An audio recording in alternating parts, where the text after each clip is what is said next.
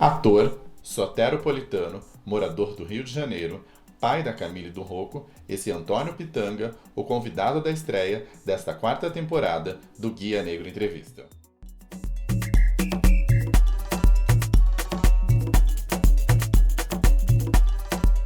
Olá, eu sou Guilherme Soares Dias e o Guia Negro Entrevista está hoje com uma edição especial. A gente está estreando a nossa quarta temporada, desembarcando aqui no Sesc Consolação para conversar com o mestre, na verdade, doutor em teatro, né? Que isso. A idade, né, nos faz ser mestre, né? 80 anos, mas não, sou um amador, né, eterno da arte, né? Do cinema, do teatro, da televisão. Isso é a paixão. Não sei se todo mundo sabe, mas o Antônio Pitanga nasceu em Salvador. Salvador. Eu queria que você me contasse um pouquinho dessa sua relação com a cidade. Eu nasci em Salvador e no início da Segunda Guerra Mundial, em 1939, né? No Pelourinho, né? Ali Pelourinho 16, fui batizado na igreja do Rosário dos Pretos, porque naquela época, né, o negro construía a igreja para branco, mas não podia entrar, e quando entrava ficava em pé. E esse Pelourinho me deu grandes glórias, né? Foi lá que eu ganhei a Palma de Ouro, Pelourinho, Carmo, né? Com Pagador de Promessas, né? Bahia de Todos os Santos, que é o primeiro filme que eu faço, em 1959 também, né? Tem as cenas fundamentais, principais, no Pelourinho. Então tem todo o movimento na minha vida, na minha formação, e que mais ainda o que significou o Pelourinho para a nossa história. Você citou o filme Bahia de Todos os Santos. É desse filme que vem o seu sobrenome Pitanga. Eu queria que você me contasse um pouquinho dessa história. O Pitanga, porque esse filme ele marcou muito na história do cinema novo, cinema brasileiro, porque eu levei algum tempo para assumir o Pitanga. Depois eu percebi que o Pitanga já tinha sido tomado, né, pelos críticos, pelos fãs, né, pelos cinéfilos, né, e aí eu, em homenagem ao Trigueirinho Neto, eu disse, não, por que não? Aí trouxe Pitanga para mim. Então o Pitanga vem, né, a partir desse sucesso de Bahia de Todos os Santos, em que os cinéfilos, os críticos abraçam, e aí, tempo depois, caiu na minha ficha, eu digo, por que não? Você começa atuando no cinema ou no teatro? Eu começo no cinema, Bahia de Todos os Santos, né? Que é de 58 e o filme se realiza em 59, né? Depois, em 1960, é que eu vou para o teatro levado pelo Glauber Rocha, que é para a escola de teatro, que ele dizia, se quer ser ator, tem que fazer teatro, né? E nós éramos poucos atores, principalmente lá quando eu chego, tinha o Mário Guzmão, havia 4 negros, Emanuel Araújo, Mário Guzmão, Ieda Maria e eu. Está vivo o Emanuel e eu. Tá vendo? A gente entendeu muito cedo que a marginalização, né, a não aceitação dessa cultura genuinamente brasileira, né, era sempre largada de lado, porque a cultura do colonizador, cultura europeia, americana, né, o que é bom para a América do Norte, o que é bom para a Europa é bom para o Brasil. E a gente veio para quebrar isso. Então as nossas referências eram Ruth de Souza, Léa Garcia, Abdias Nascimento, tá entendendo? Você tinha umas referências fortes, né, dessas pessoas que estavam trabalhando na cultura, na arte, quer dizer, essas referências eram muito fortes. Então hoje você tem 212 milhões de habitantes, então proporcionalmente a você tentando entender a matemática de 1959, década de 50, 60, né, e entendendo 2020, enche os olhos, mas somos 212 milhões. Então essa matemática deveria ser mais, entendendo? Você, claro, você não tem só Abdias, Léa, hoje você tem Ruth, hoje você tem Lázaro, você tem Thaís, Fabrício Boliveira, né, Borac, né, Camila, né, você tem aí Zezé Bota, você tem aí Roberta, você tem um conjunto de negros, quer dizer, que evidentemente enche os olhos, né, mas ainda a matemática não fecha.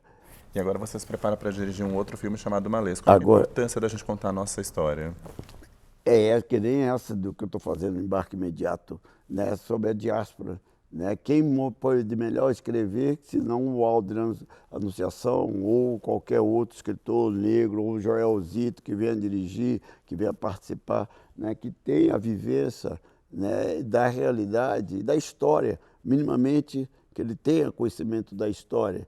Você está entendendo? Então não é o João, não é o Joaquim, são os Dessa Luz da Vida, os Calafates da vida, né? São os personagens que têm os nomes africanos, não é um nome batizado pela igreja, pelo padre, que agora você vai, não é mais Lucutão, você agora é Francisco, você é Guilherme, você é Antônio, que é o meu caso, que é o nosso caso. Então, a importância de você contar é que não é só para os negros, é para o Brasil.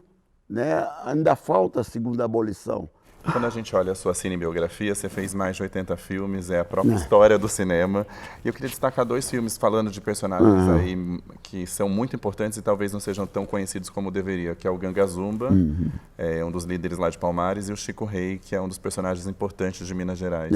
Como foi esses 2 filmes para você? Não, porque eu acho que eu entendo, né? Porque desde cedo eu comecei a entender a história da minha família, a história da tragédia negra, do sequestro e de milhares e milhares de negros e negras que foram jogados ao mar para pagar a identidade.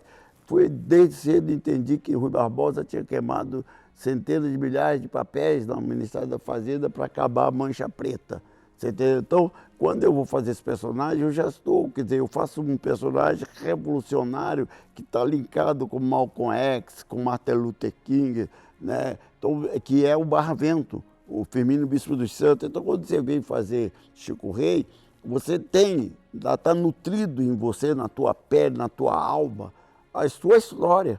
Esses negros, quando vêm sequestrados para o Brasil e se tornam escravos, muitos deles já tinham a ciência, a física, a matemática como conhecimento. Né? Para mim, é sempre um prêmio ser escalado para fazer um personagem, um trabalho, uma história do Chico Rei.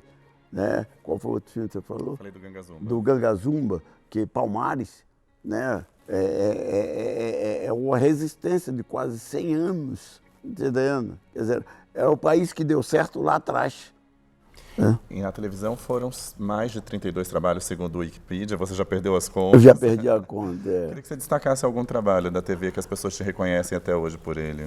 Não, eu tenho um trabalho que tenho um trabalho que eu fiz aqui, são os mais antigos, né, que lembra, que chama-se Vidas e Conflitos, que é a primeira família negra que aparece na televisão aqui na extinta TV Excelsior em São Paulo, né, que o Zequete era meu pai, né, a Jacira Sampaio, a Zosme Bubu era meu irmão, Cosme dos Santos era meu irmão, e o Zosme era um médico e que se apaixona pela Leila Diniz, mas era um núcleo, né, em que ela vinha para nossa casa, ela era recebida pela família negra e a mãe e o pai sinalizavam tudo bem, você está entendendo? Essa foi a primeira. Depois uma novela que eu fiz do Silvio de Abreu, que também, essas novelas me tocam muito, porque eu sempre tive uma participação, né, muito presente, né, de porquê.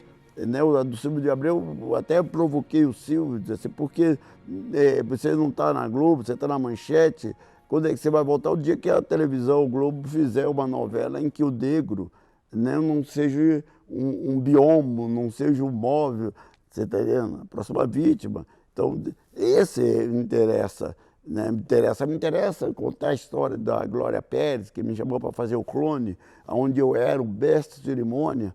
Então, ele não era um preto que estava ali, era um personagem, era um ator que tinha uma composição com a Solange Couto, Tião.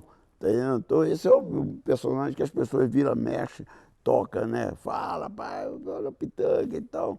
Eu fiz um filme, que é um filme que eu fiz no Rio Grande do Norte, em Natal, que é engraçado, que é a cultura de lá, dessas coisas que chamam a atenção. Em qualquer lugar que eu vou, na feira, nos lugares mais do povão, as pessoas sabem o homem que enganou o diabo.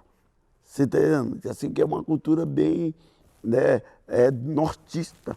Né? Então, eu acho que esses filmes, quer dizer, que não chamou tanta atenção, como chamou Barra Vento, Chico Rei, então, porque teve uma produção muito acidentada, tá vendo? Mas são personagens que eu me amo, que eu amo. Então, eu acho que você faz a sua história. Quer dizer, eu quando entrei para o movimento do cinema novo, eu não entrei como mais um negro. Eu entrei como um círculo, quer dizer, ciranda, cabeças, como um cabeça pensante de um movimento que acreditava que a gente ia inaugurar o país que a gente queria. Você entendeu? Então eu pensava que nem um Glauber, que nem um Roberto Pires, entendeu? Que nem um Cacá Diegues, quer dizer, a gente compunha. É isso que dá para você, né, a certeza que você está no lugar certo, no momento certo, na hora certa. E como é contracenar com seus filhos? É um presente, né? Porque eu estou aqui não só com meus filhos, com a plateia que eu falo, inclusive eu me presento porque eu interajo com a plateia e conto a história da diáspora negra, das nossas tragédias e das nossas, por exemplo, eu encontro um jovem, né, e que é o meu filho, tem 39 anos, né, e a oportunidade, através da peça, a gente está mexendo, burilando, metendo a mão no fundo do baú e trazendo à baila, primeiro plano, a história do negro. Não só a história do Pitanga, mas a nossa história. Você entendendo? Então, eu vejo aqui não só cara pretas, né, chorando e se emocionando, como brancos também, porque a diáspora deles também é acordada. Quem são eles? Como é que foi construído São Paulo? Com a mão negra, né, com o pensamento, com a formação, com as damas, com as mães de leite negra. Eu não sou aquele que condena um negro que não pensa igual a mim. Eu entendo. São pouco tempo, são menos de 5 séculos, né, de você poder entender a história. Você foi incutida ali uma formação, uma mão pesada do colonizador na sua infância, na sua construção, na sua formação. Como é que a gente resgata a nossa história? Como é que a gente faz a segunda abolição? É poder entender, não só no discurso, mas viver uma realidade, escrever essa realidade e vivenciar ela dia a dia com seus filhos, sua mulher, seus netos, suas netas. Acho que grande parte de quem está assistindo a gente queria fazer parte dessa família. Como é o dia a dia da família de vocês? Eu acho que a gente tem, eu acho que a gente tem uma coisa que ela é da árvore mesmo, né? A alegria de viver. E tem nessa fortaleza da alegria de viver a nossa cultura. A cultura negra, né, que ergueu esse país, é uma das riquezas mais belas, mais importantes de uma formação de um país, de um povo. Então, eu acho que nossa família é isso, ter ciência das dores sofridas, das dores sentidas, mas que a gente tem que caminhar para frente, que a gente tem que continuar de pé, porque continuando de pé, a sua família, a dele, a de quem está vendo, é referência para aquele que está nos lugares mais longínquos do país negro, e diz assim, eu quero que minha negra, que minha cara é pretinha, seja igual a ele. São referências muito cara para nós. E como é ser casado com uma mulher tão poderosa como Benedita da Silva? Eu sou homem de sorte, né? Bato cabeça, tá entendendo? É uma pessoa, uma líder que realmente sou admirador da Benedita, casando ou não casando, sem um marido ou não marido, seria sempre fã dessa mulher, tá entendendo? Então o diálogo flui, quer dizer, eu também sou um lutador, estou na estrada, sou mais velho que ela há 3 anos, né? Mas estou na estrada e o embate é maravilhoso, porque ele é democrático. Você entendeu? Todas as dores e sofrimentos que nós tivemos, nós absorvemos esses sofrimentos, sentimos e continuamos na nossa luta, porque a luta continua. Então a Benedita é essa mulher gigante, poderosa, né? Que eu respeito e que eu bebo muito nessa fonte da Benedita. E aí, falando dessa questão política, a gente está vivendo um momento político no Brasil que a gente pode classificar como, no mínimo, como complicado. Mas você já passou por muitos outros. Como que você vê esse momento que a gente está vivendo agora? Nossa questão, ela está ontem, anteontem e traz anteontem. Você está entendendo? Quer dizer, a nossa discussão e as nossas cobranças dos direitos, cada dia mais está presente. Então, ela não deixa de dizer, não, ontem era maravilhoso e hoje é o inferno. Não, ontem também não era maravilhoso. Ontem as coisas não acontecia como o nosso desejo. Agora, isso também requer que a gente lute, né? Não basta a gente ficar na zona de conforto achando que o governo vai resolver. Não vai, a gente é que vai resolver. Porque ninguém entra no Congresso andando. As pessoas entram no Congresso com voto. Você votou em quem? Entendeu? Então, eu acho que é quem te representa, né? Então, eu votei na Benedita, ela me representa. Eu queria que você indicasse um lugar de cultura ou história negra que todo mundo deveria visitar pelo menos uma vez na vida. Olha, Palmares é um desses. Bahia, fazer um turismo. África. Acho que antes de ir para os Estados Unidos, para a Europa, você devia ir à África. Saber minimamente as tuas referências. A gente tem que ir para poder sentir o cheiro, né? O calor, né? Da nossa história, né? Nos ver através de obras e tudo. Eu acho que é importante isso. Essas visitações, é importante que faça parte da sua agenda. Na próxima que eu tiver dinheiro, vou à África, vou escolher que país eu vou, quero saber minha família, para poder contar para meus filhos, para minhas netas. É a identidade, em busca da identidade. E Antônio, para você, o que é ser um corpo negro no mundo? Para mim, o corpo negro é esse que já vem na contramão, né? Ele vem com muitas dores, né? Mas sem ódio, sem queixumes, né? Eu registro as coisas, esse corpo negro ele veio para ser um capoeirista mental. Obrigado pela entrevista.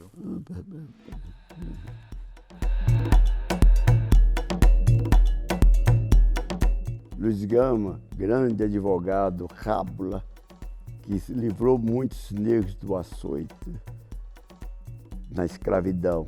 E ele dizia, quando um escravo mata o senhor da casa grande, ele mata em legítima defesa.